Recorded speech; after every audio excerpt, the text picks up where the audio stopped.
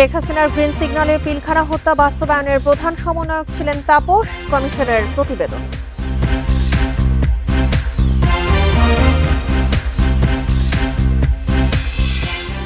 বেগম খালেদা জিয়ার শারীরিক অবস্থা অপরিবর্তিত, জানালেন রিজভী। জেলে থাকার সময় সঠিক চিকিৎসা হয়নি বললেন আব্বাস।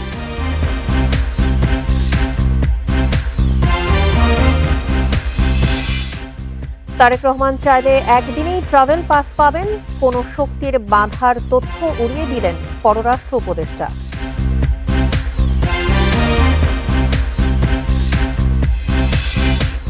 র্যাবের বিরুদ্ধে ৭০ কোটি টাকা ক্ষতিপূরণের মামলা ডাক্তার ঈশিতার। মিথ্যা মামলায় নির্যাতন ও জেল খাটানোর অভিযোগ।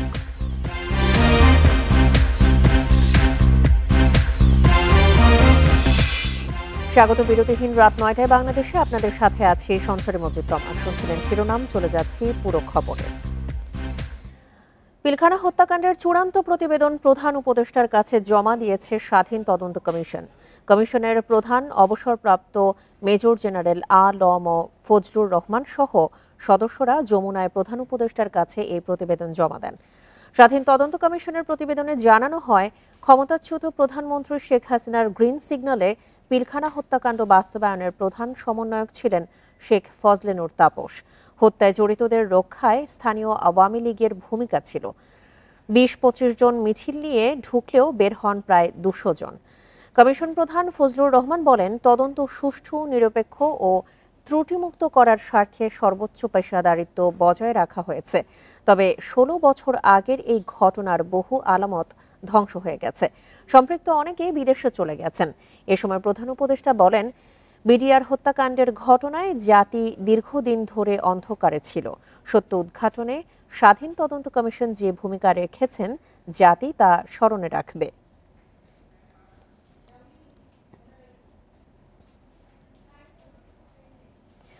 পিলখানা হত্যাকাণ্ডের বিষয়ে আরো খবর জানাতে বার্তা কক্ষ থেকে আমাদের সঙ্গে যোগ দিচ্ছেন সহকর্মী জাহিদুল বাশার। বিগত সরকারের সময়ই তো এই ঘটনার তদন্ত হয়েছিল। আবারও স্বাধীন তদন্ত কমিশনের চূড়ান্ত প্রতিবেদনে কি কি বিষয় আসলে উঠে এসেছে, বিস্তারিত জানাবেন। তোমার দেখুন, এটি বাংলাদেশের ইতিহাসে অত্যন্ত বড় ঘটনা এবং গুরুত্বপূর্ণ ঘটনা। আপনি প্রধান উপদেষ্টার কোট করে কিছুটা বলছিলেন, তিনি বলেছেন কিন্তু যে এই ভয়াবহতম ঘটনার বিষয়ে জাতি অনেকটা অন্ধকারে ছিল, অনেক প্রশ্নের উত্তর মিলেছে। দেখুন, মূলত এই ঘটনাটি ঘটেছিল ২০০৯ সালের ২৫ এবং ২৬ ফেব্রুয়ারি, যেদিন ঢাকার পিলখানায় বিডিআর সদর দপ্তর, যেটি তৎকালীন এখন যেটি বিজিবি, এই বিডিআর সদর দপ্তরে সেদিন যেই হত্যাকাণ্ড ঘটেছিল তাতে ৫৭ জন সেনা কর্মকর্তা নিহত হয়েছিলেন এবং বেসামরিক আরও ১৭ জনের মতো নিহত হয়েছেন।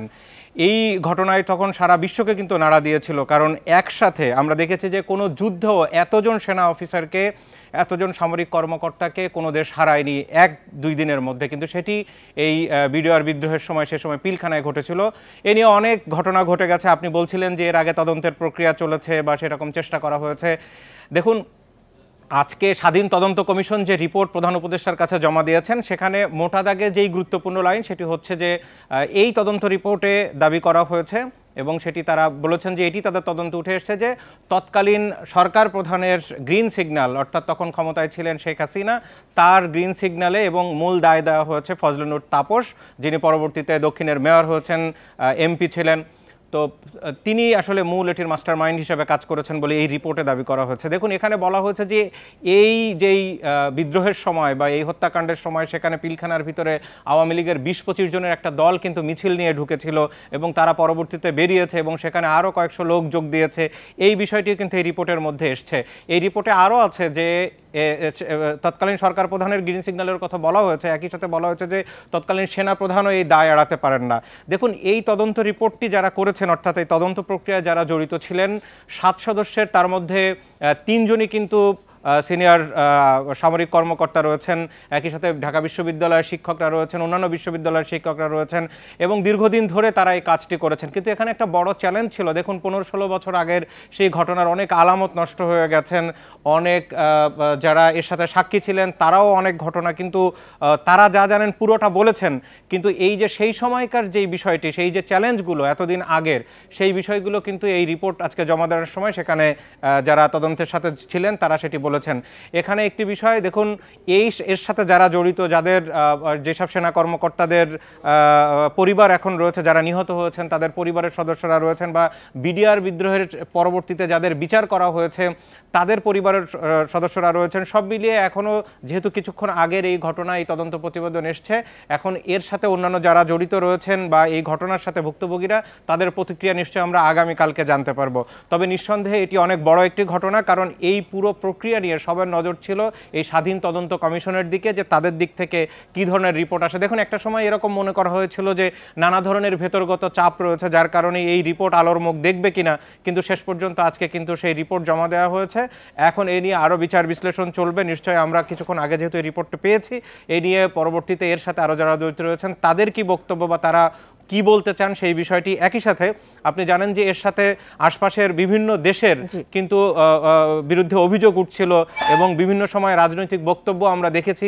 তো সেই বিষয়গুলো যত সময় যাবে সেগুলো আরও সামনে আসবে এবং এই রিপোর্টের আরও বিস্তারিত যখন আমাদের সামনে আসবে নিশ্চয়ই আরও ভেতরগত তথ্যগুলো আমরা জানতে পারবো। জি, অবশ্যই। পিলখানা হত্যাকাণ্ডের চূড়ান্ত প্রতিবেদন প্রধান উপদেষ্টা ডক্টর মোহাম্মদ ইউনূসের কাছে জমা দিয়েছে স্বাধীন তদন্ত কমিশন। এ বিষয়ে বিস্তারিত তথ্য জানাচ্ছিলেন বার্তা কক্ষ থেকে আমাদের সহকর্মী জাহিদুল বাশার। ক্ষমতার অপব্যবহার করে রাজধানীর পূর্বাচল নতুন শহর প্রকল্পে 10 কাঠা সরকারি প্লট বরাদ্দ নেওয়ার অভিযোগে শেখ হাসিনা ও শেখ রেহানা সহ 17 জনের বিরুদ্ধে মামলার রায় আগামীকাল। এই মামলায় শেখ হাসিনার পরিবারের 3 জন আসামি ঢাকার বিশেষ জজ 4-এর বিচারক রবিউল আলম কাল সকালে রায় ঘোষণা করবেন। রায়ে শেখ হাসিনা সহ 17 আসামির যাবজ্জীবন কারাদণ্ড প্রত্যাশা করেছে রাষ্ট্রপক্ষ।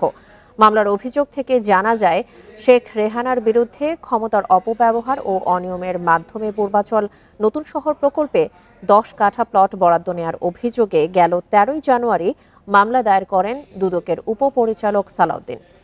মামলায় শেখ হাসিনা, শেখ রেহানা ও টিউলিপ রেজওয়ানা সিদ্দিক সহ 17 জনকে আসামি করা হয়। গেল 25শে নভেম্বর ঢাকার বিশেষ জজ 4-এর বিচারক রবিউল আলম রাষ্ট্রপক্ষ ও আসামিপক্ষের যুক্তি উপস্থাপন শেষে রায় ঘোষণার জন্য 1 ডিসেম্বর ধার্য করেন।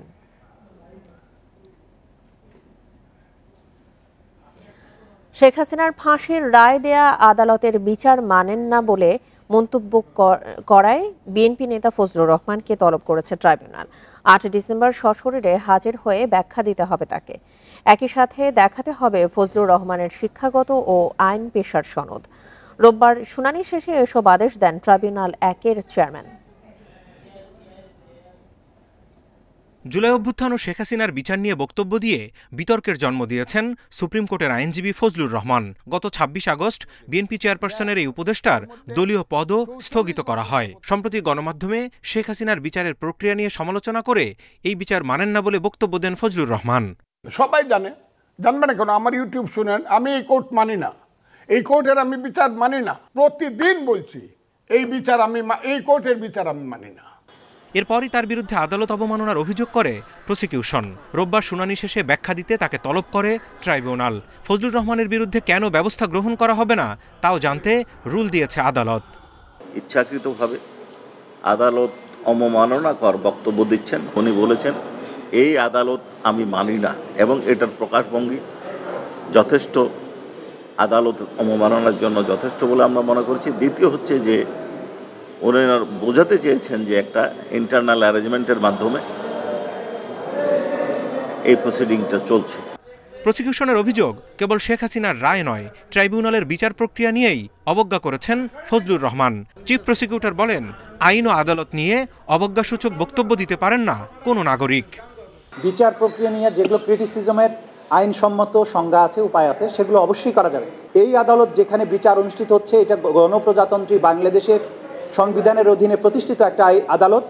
এই ট্রাইব্যুনালের যে আইন, সেটা 1973 সালের স্পেশাল একটা আইন, ক্রাইমস ট্রাইব্যুনালস অ্যাক্ট 1973। এটা সংবিধান দ্বারা সুরক্ষিত। আদালত অবমাননার অভিযোগ প্রমাণ হলে সর্বোচ্চ 1 বছরের সাজার বিধান রয়েছে। Zahidul Bashar, independent news, Dhaka.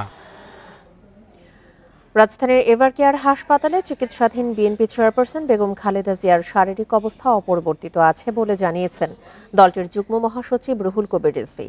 দুপুরে রাজধানীর নয়াপল্টনে এই তথ্য জানান তিনি। চিকিৎসকদের বরাত দিয়ে তিনি জানান, তার শারীরিক অবস্থার অবনতি হয়নি। এদিকে খালেদা জিয়ার দ্রুত সুস্থতা কামনায় দোয়া মাহফিল হয়েছে বিভিন্ন জায়গায়। রাজধানীর নয়াপল্টনে বিএনপির চেয়ারপারসন খালেদা জিয়ার সুস্থতা কামনা করে দোয়া মাহফিল করে ঢাকা মহানগর দক্ষিণ বিএনপি। এতে অংশ নিয়েছেন দলটির বিভিন্ন পর্যায়ের নেতাকর্মীরা। দোয়া মাহফিল শেষে দলের স্থায়ী কমিটির সদস্য মির্জা আব্বাস বলেন, কারাবন্দী থাকার সময় খালেদা জিয়ার সঠিক চিকিৎসা হয়নি। এ মুহূর্তে যা যা প্রয়োজন সবই করা হবে বলেও জানান তিনি।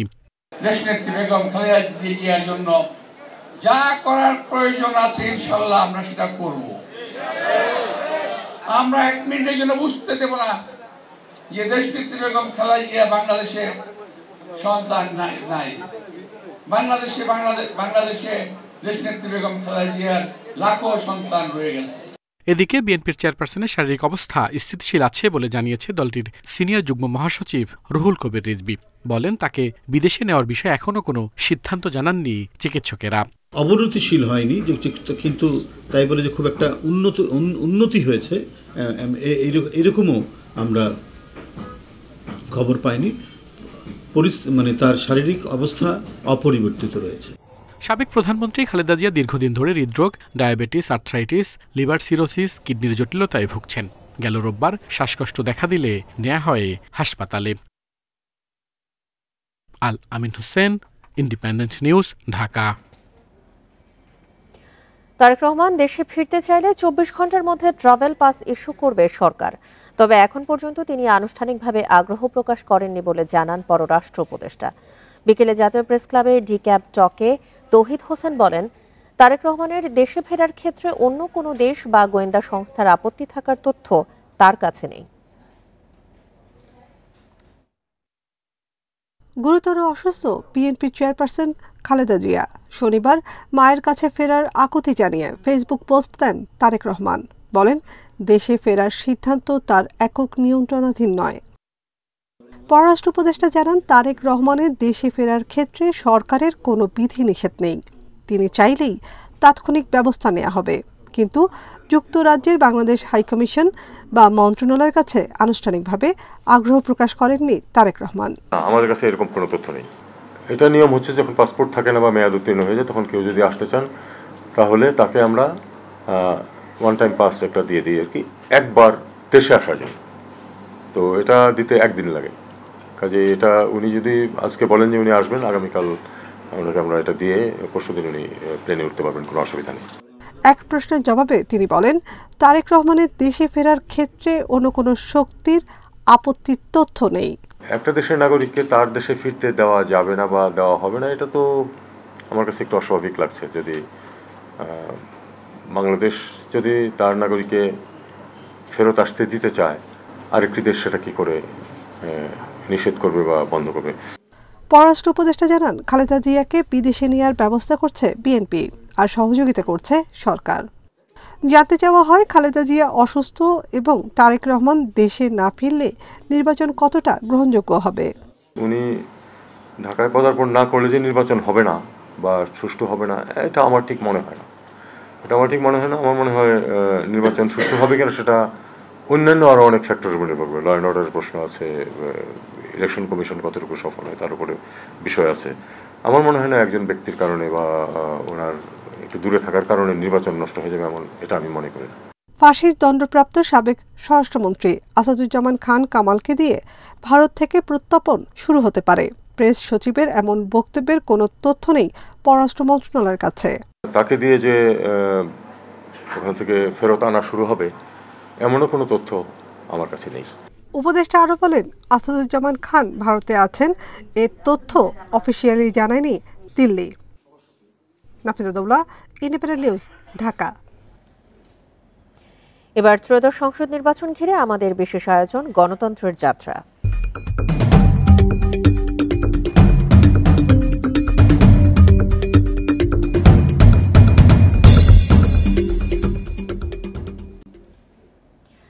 একই দিনে সংসদ ও গণভোটের জন্য জুলাই সনদ ঝুঁকির মুখে পড়বে বলে আশঙ্কা জামায়াতের। আর এনসিপি বলছে, রাজনৈতিক দলগুলোর সদিচ্ছার উপর নির্ভর করছে হ্যাঁ ভোট জিতবে নাকি না ভোট। তবে বিশ্লেষকদের মত, জুলাই সনদে না ভোট বেশি পড়লে ফ্যাসিবাদ বিরোধী সব রাজনৈতিক দল অস্তিত্ব সংকটে পড়বে। জাতীয় সংসদ নির্বাচনের দিনেই গণভোটের আয়োজন করা হবে। আগামী নির্বাচনে একই সঙ্গে দুটি ব্যালটে ভোট দেবেন ভোটাররা। সংসদ নির্বাচনের ব্যালটে তেমন সমস্যা না হলেও গণভোট নিয়ে অনেকেরই ধারণা নেই। নির্বাচন কমিশনের মক ভোটে দেখা গেছে গণভোটের ব্যালট পড়ার মতো সময় পাননি অনেকেই, আবার অনেকেই না জেনে হা বা না ভোটে সিল মেরেছেন। ওটা যে হা না অনেকগুলি সিল আছে না, ওইখানে একটা তারকি দিছি করে নাই আপনারা এনে দেখছি দিছে সিল মারছে মেরে দেয়। একই দিনে নির্বাচন ও গণভোটের ফলে জুলাই সনদ ঝুঁকির মুখে পড়বে বলে আশঙ্কা করছে জামায়াত। দলটির জ্যেষ্ঠ নেতারা মনে করছেন জাতীয় নির্বাচনে অনেক ভোটার মাত্র একটি ভোট দিয়েই চলে আসতে পারেন। জাতীয় নির্বাচনের দল এবং প্রতীকের প্রতি এটা একটা কম গুরুত্বপূর্ণ হবে, এটা মানে নেগলেজিবল হয়ে যাবে। তো অনেকে ভোট না দিয়েও একটা দিয়ে আরেকটা না দিয়েও চলে যেতে পারে। তবে এনসিপি বলছে এখন থেকে প্রচারণা চালালে গণভোটেও ব্যাপক ভোট পড়বে। দলগুলোর সদিচ্ছার উপর নির্ভর করছে গণভোটের ভাগ্য।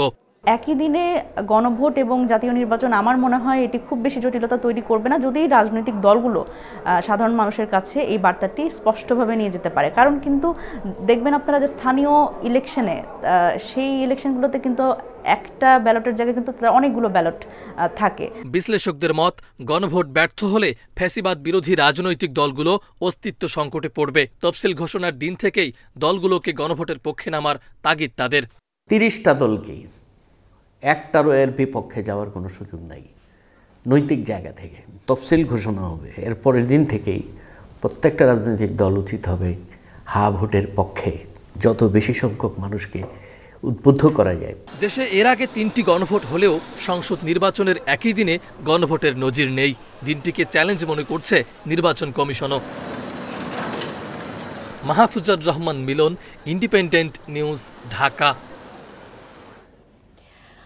এইমাত্র পাওয়া খবরে আমরা জানতে পেরেছি যে মেট্রো রেলের ছাদে 2 জন লোক উঠে গেছে। সে বিষয়ে আরও তথ্য জানাতে আমাদের সঙ্গে যোগ দিচ্ছেন মেট্রো রেল স্টেশন থেকে আমাদের সহকর্মী শাহিদ আহমেদ। শাহিদ, যে তথ্যটি আমরা পেয়েছি এটি আসলে কিভাবে সম্ভব হলো, কেন তারা উঠেছেন, মূল ঘটনাটা আসলে কি? দেখুন, আপনার সাথে কথা বলার যে শুরুতেই আমি সচিবালয় সংলগ্ন মেট্রো স্টেশনের 2 তলায় আছি পুলিশ বক্সের সামনে। আমি যদি এই মুহূর্তে সরাসরি দর্শকদেরকে একটু দেখাতে চাই, কিছুক্ষণ আগে 8টার দিকে 8:20 আমাদেরকে জানিয়েছেন যে 2টি পথ শিশু মেট্রো রেলের একদম শেষের যে বগি, সেই বগির যে রাবার থাকে, সেই 2টি বগির মাঝে যে রাবার, সেই রাবার বেয়ে তারা উপরে উঠে যায়। আমরা যদি একটু এই মুহূর্তে আছি পুলিশ বক্সের ভিতরে, দেখতে পাচ্ছি দর্শক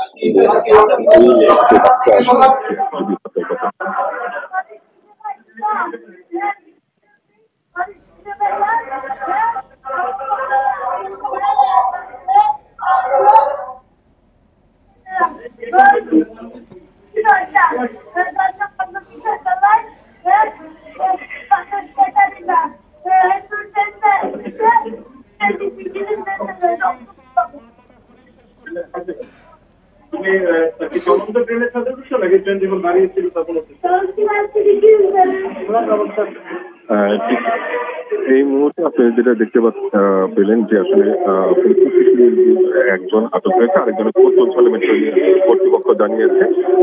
এই ছিল মেট্রো স্টেশনের সচিবালয় থেকে সব। মেট্রো রেলের সচিবালয় স্টেশন থেকে জানাচ্ছিলেন আমাদের সহকর্মী শাহিদ আহমেদ। মিথ্যা মামলায় গ্রেপ্তার করে নির্যাতন ও জেল খাটানোর অভিযোগে র্যাবের বিরুদ্ধে 70 কোটি টাকা ক্ষতিপূরণ চেয়ে মামলা হয়েছে। ভুক্তভোগী চিকিৎসক ইশরাত রফিক ঈশিতা রোববার ঢাকার 2য় যুগ্ম জেলা জজ আবু ইউসুফের আদালতে মামলাটি দায়ের করেন। মামলায় স্বরাষ্ট্র মন্ত্রণালয়কে বিবাদী করা হয়েছে। ডাক্তার ঈশিতা জানান, মাদক ও তথ্যপ্রযুক্তি আইনের 2টি মিথ্যা মামলা থেকেই খালাস পেয়েছেন তিনি, কিন্তু এসব মামলায় 14 মাসের জেল খাটতে হয়েছে তাকে। এছাড়া গত 5 বছর ধরে নানা ভোগান্তি পোহাতে হয়েছে তাকে। তার আইনজীবী জানান, 2021 সালের মিরপুর থেকে র্যাব কর্মকর্তা স্কোয়াড্রন লিডার আলী আশরাফ সহ কয়েকজন ডাক্তার ঈশিতাকে গ্রেপ্তার করে নিয়ে যায়। এরপর র্যাব সদর দপ্তরে 5 দিন আটকে রেখে নির্যাতনের পর মাদক ও অবৈধ দ্রব্য সামনে রেখে ছবি তুলে মিডিয়ায় প্রচার করা হয় এবং মামলা করে র্যাব। পরে একটি মামলায় বিচারিক আদালত থেকে এবং আরেকটিতে হাইকোর্ট থেকে খালাস পান তিনি। রায়ে আদালত বলেন, কোনো এক ঊর্ধ্বতন কর্মকর্তার প্ররোচনায় তাকে ফাঁসিয়েছে র্যাব। এই ক্ষয়ক্ষতি আসলে কোনো টাকার অঙ্কে বিবেচনা করা সম্ভব না। তার ক্যারিয়ারের চরম ক্ষতি হয়েছে, তার বাবা মাকে সে হারিয়েছে, খুব কম সময়ের মধ্যেই দুজন মারা গিয়েছেন। তো সেক্ষেত্রে আমরা দেওয়ানি কার্যবিধির নিয়ম অনুযায়ী কম্পেনসেশন স্যুট করেছি। শামীম পাটোয়ারি ইস্যুতে পিছু হটতে হলো প্রধান নির্বাচক গাজী আশরাফ লিপুকে। কোচ ও অধিনায়ক চাওয়ার পরও তাকে আয়ারল্যান্ডের বিপক্ষে প্রথম 2 টি-20 দলে রাখেননি লিপু। এখন সিরিজ নির্ধারণী তৃতীয় ম্যাচের স্কোয়াডে যোগ করা হয়েছে শামীমকে। আমি জানি না কেন, বাট সিলেক্টর আমাকে কোনো কিছু নোটিশ ছাড়াই শামীমকে বাদ দিয়ে দিয়েছে টিম থেকে, উইদাউট এনি নোটিস। আমি শামীমরে বাদ হওয়ার পিছনে কোনো রিজন আমি দেখি না, আর আমি এটা নোটিশও পাইনি যে কেন সে বাদ করেছে। সিলেকশন কমিটির একটা এখতিয়ার আছে। সিলেকশন কমিটি সবসময় দলনায়ক এবং কোচের সঙ্গে একই সহাবস্থানে নাও থাকতে পারে কোনো খেলোয়াড়ের ব্যাপারে, এবং সেখানে কোনো অনুমতি নেওয়ারও প্রয়োজন নেই। আয়ারল্যান্ডের বিপক্ষে শামীম পাটোয়ারিকে দলে রাখা না নিয়ে তৈরি হয় সংকট। কোচ অধিনায়কের মতামত আমলে নেননি প্রধান নির্বাচক, অথচ টি-20 বিশ্বকাপের আগে এটাই টাইগারদের শেষ আন্তর্জাতিক সিরিজ। অধিনায়ক আর প্রধান নির্বাচকের মুখোমুখি অবস্থানের প্রভাব পড়ে প্রথম টি-20-তে। আইরিশদের বিপক্ষে বাজেভাবে হেরে বসে বাংলাদেশ। চারিদিকে গাজী আশরাফ লিপুকে নিয়ে সমালোচনার ঝড় ওঠে। পাল্টাপাল্টি অভিযোগে যেভাবে তিনি লিটন দাসকে নিয়ে ভিডিও বার্তা দেন সেটা ভালো উদাহরণ নয়। শেষ পর্যন্ত হার মানতে হলো প্রধান নির্বাচককে। আয়ারল্যান্ডের বিপক্ষে সিরিজ নির্ধারণী শেষ টি-20 স্কোয়াডে যোগ করা হলো শামীম পাটোয়ারিকে। মঙ্গলবার শেষ টি-20-তে শামীমের একাদশে থাকা একরকম নিশ্চিত। দ্বিতীয় ম্যাচে সুযোগ পেয়েও ব্যর্থ নুরুল হাসান সোহান, তার জায়গাতে দেখা যেতে পারে শামীম পাটোয়ারিকে। কপিল পাল, ইন্ডিপেন্ডেন্ট নিউজ। ফুটবল প্রসারের লক্ষ্যে বাফুফের সঙ্গে 1 বছরের সমঝোতা স্মারক স্বাক্ষর করেছে পোশাক প্রস্তুতকারক ও রপ্তানিকারক সমিতি বিজিএমইএ। তাদের বিভিন্নভাবে সহায়তা করবে ফুটবল ফেডারেশন। রোববার রাজধানীর উত্তরায় বিজিএমইএ কমপ্লেক্সে আয়োজিত অনুষ্ঠানে এই চুক্তি করা হয়। এখন থেকে বিজিএমইএর ফুটবল ইভেন্ট আয়োজনে কারিগরি দল ও প্রশিক্ষণ সহায়তা দেবে বাফুফে। প্রয়োজনে পোশাক কর্মীদের রেফারি, কোচিং লাইসেন্স প্রদান করতে চায় ফেডারেশন। ভবিষ্যতে জাতীয় দলের জার্সি ও ট্রাভেল পোশাক ডিজাইনে সহায়তার কথা জানান বিজিএমইএর কর্মকর্তারা।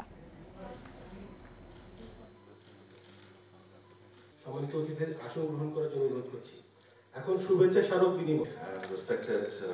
সেটা হলো আমরা গ্রাসরুটস ফুটবলটাকে বিজিএমএ যতগুলি ফ্যাক্টরিজ আছে এবং পার্টনার্স আছেন এবং প্রান্তিক জায়গায় যেখানে যেখানে খেলা মাঠ থাকবেন, আমরা গ্রাসরুটস ফুটবলটাকে ওনাদের নেটওয়ার্কের মাধ্যমে আরো একটু বৃদ্ধি করার চেষ্টা করব। সেই গ্রাসরুটস থেকে নতুন নতুন প্লেয়ারও তৈরি হতে পারে, সেটা আমরা আশাবাদী থাকবো। 24 ঘন্টায় ডেঙ্গুতে 5 জনের মৃত্যু হয়েছে। এর মধ্যে ঢাকা দক্ষিণ সিটি কর্পোরেশনে 3 জন, চট্টগ্রাম ও বরিশাল বিভাগে 1 জন করে। রোববার এসব তথ্য দিয়েছে স্বাস্থ্য অধিদপ্তর। বিজ্ঞপ্তিতে বলা হয় এ সময় নতুন করে হাসপাতালে ভর্তি হয়েছে 636 জন রোগী। এর মধ্যে 33.3% নারী ও 66.7% পুরুষ। তথ্য বলছে নভেম্বরে আক্রান্ত ও মৃতের সংখ্যা সবচেয়ে বেশি। এই মাসে হাসপাতালে ভর্তি হয়েছেন 24,530 জন আর মারা গেছেন 99 জন। এদিকে চলতি বছর জানুয়ারি থেকে এখন পর্যন্ত ডেঙ্গু আক্রান্ত হয়ে 94,402 জন রোগী হাসপাতালে ভর্তি রয়েছে। জানুয়ারি থেকে এখন পর্যন্ত হাসপাতাল থেকে ছাড়পত্র পেয়েছে 92,025 জন।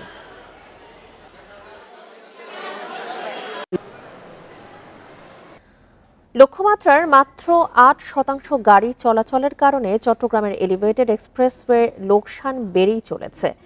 প্রকল্প বাস্তবায়নকারী প্রতিষ্ঠান চট্টগ্রাম উন্নয়ন কর্তৃপক্ষ থেকে দেয়া টোল আদায়ের চিত্র বিশ্লেষণ করে দেখা যায় এক্সপ্রেসওয়েটির খরচ উঠতে সময় লাগতে পারে 235 বছর। নগর বিশেষজ্ঞরা বলছেন পরিকল্পনার অভাবে এটি লাভের মুখ দেখছে না। চট্টগ্রাম প্রকৌশল ও প্রযুক্তি বিশ্ববিদ্যালয়ের bureau of research test and কনসালটেশনের সম্ভাব্যতা সমীক্ষা অনুযায়ী প্রতিদিন প্রায় 40,000-এর বেশি গাড়ি চলাচলের কথা এলিভেটেড এক্সপ্রেসওয়ে দিয়ে, যা থেকে বছরে টোল আদায়ের কথা ছিল প্রায় 100 কোটি টাকা। কিন্তু এটি চালু হওয়ার পর গাড়ি চলছে ওই সমীক্ষার 8%-এর কিছু বেশি। পরে সিএনজি অটোরিকশা চলার অনুমতি দিলেও বাড়েনি টোল আদায়। তবে সিডিএর দাবি এলিভেটেড এক্সপ্রেসওয়েতে এখন কিছুটা বেড়ে দৈনিক গাড়ি চলছে প্রায় 7,000, গড়ে টোল আদায় হচ্ছে 5 লাখ টাকা। নগর পরিকল্পনাবিদ ও সচেতন নাগরিকরা বলছেন, ব্যাপক পরিকল্পনা ছাড়া এই এলিভেটেড এক্সপ্রেসওয়ে নির্মাণ করা হয়েছে। উঠানামার ব্যবস্থা শুরুতে রাখা হয়নি। সমালোচনার পর অনেক টাকা গচ্চা দিয়ে র্যাম বসানোর কাজ চললেও সেটা কতটুকু সুফল বয়ে আনবে তা প্রশ্ন সাপেক্ষ। যেটা এখন টাইগার পাসে নামিয়েছে, আইদার ওরা আর একটা করুক উঠার ব্যবস্থা, অথবা যেটা নামিয়েছে সেটাকে উঠার ব্যবস্থা করুক। ওইদিকে আমবাগান দিয়ে যেটা নামাচ্ছে সেটা দিয়ে লালখান বাজার ওই ওয়াসার যেতে পারে, কোনো সমস্যা হবে না। এতগুলো র্যাম্প নামছে, র্যাম্পের কাছে দাঁড়িয়ে আমরা কি মানুষ না? আমি তো র্যাম্প ব্যবহার করব, আমাদের ওইটা নেগলেক্টেড। চট্টগ্রাম উন্নয়ন কর্তৃপক্ষও মনে করে এখনই এই প্রকল্প লাভজনক হয়ে উঠবে না। ক্ষতি পুষিয়ে নিতে নেওয়া হচ্ছে নানা উদ্যোগ। মাল্টিপল অ্যাক্সেস, এক্সিট অ্যাক্সেস দুইটা থাকতে হয়। তো আপাতত যেহেতু আমরা মাত্র কয়েকটা অ্যাক্সেস চালু করতে পেরেছি এবং সেখান থেকে যা আসছে হয়তোবা আমার পূর্ণাঙ্গ পরিকল্পনা যা ছিল তার সমমানের হবে না। নির্বাচনের আগে কাজ অসম্পূর্ণ রেখেই তড়িঘড়ি করে 2023 সালের 14 নভেম্বর উদ্বোধন করা হয় এলিভেটেড এক্সপ্রেসওয়ে। প্রায় 1 বছর বিনা খরচে যানবাহন চললেও গেল 3 জানুয়ারি থেকে আনুষ্ঠানিকভাবে শুরু হয় টোল আদায়। আলমগীর সবুজ, ইন্ডিপেন্ডেন্ট নিউজ, চট্টগ্রাম। ভয়াবহ বন্যা ও ভূমিধসে বিপর্যস্ত এশিয়া, ইন্দোনেশিয়ার সুমাত্রা দ্বীপে বন্যা ও ভূমিধসে অন্তত 442 জনের মৃত্যু হয়েছে। এছাড়া শ্রীলঙ্কায় 334 এবং থাইল্যান্ডে 170 জন মারা গেছে।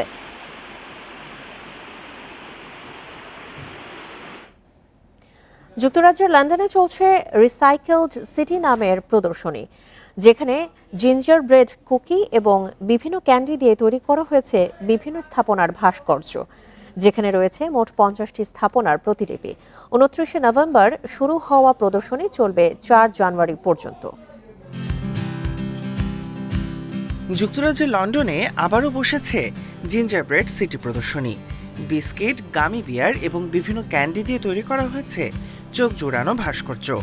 প্রদর্শনীটি রূপান্তরিত হয়েছে এক স্বপ্নের রাজ্যে। লন্ডনে নভেম্বরের মতো আয়োজিত প্রদর্শনীর থিম রাখা হয়েছে প্লে। ঐতিহাসিক বিভিন্ন স্থাপনা তৈরি করা হয়েছে বিস্কিট ও ক্যান্ডি দিয়ে। রয়েছে মোট 50টি স্থাপনার প্রতিলিপি। নাগরিক জীবনের খেলাধুলা, উচ্ছলতা এবং কোলাহলকে এবারের প্রদর্শনীতে তুলে আনার চেষ্টা করেছি। আমরা এসব স্থাপনা তৈরির সময় ভেবেছি মানুষকে কিভাবে প্রকৃতির সঙ্গে আরও বেশি সংযুক্ত করা যায়। মধ্যযুগীয় ইউরোপীয় উৎসবের অন্যতম আকর্ষণ ছিল এই জিঞ্জার ব্রেড। ধর্মীয় আচারের সাথে এর রয়েছে সম্পৃক্ততা। 992 খ্রিস্টাব্দে আর্মেনীয় ধর্মযাজক গ্রেগরি অফ নিকোপলিসের হাত ধরে ইউরোপে আসে জিঞ্জার ব্রেড। ধর্মযাজকরা প্রায়শই এটি তৈরি করার আগে বাইবেলের দৃশ্য বা সাধুদের ছবি খোদাই করে দিতেন। পরে ক্ষুধার্তদের মাঝে বিতরণ করা ছাড়াও ধর্মীয় শিক্ষা দেওয়ার একটি উপায় হিসেবেও ব্যবহার করা হতো এই জিঞ্জার ব্রেড। বর্তমানে বড়দিন উদযাপনের অন্যতম অনুষঙ্গ এই বিশেষ খাবার। এবারে প্রদর্শনীটি চলবে 2026 সালের 4 জানুয়ারি পর্যন্ত। Tahmid Abrar, independent news. এই ছিল বিরতিহীন রাত 9টায় বাংলাদেশ।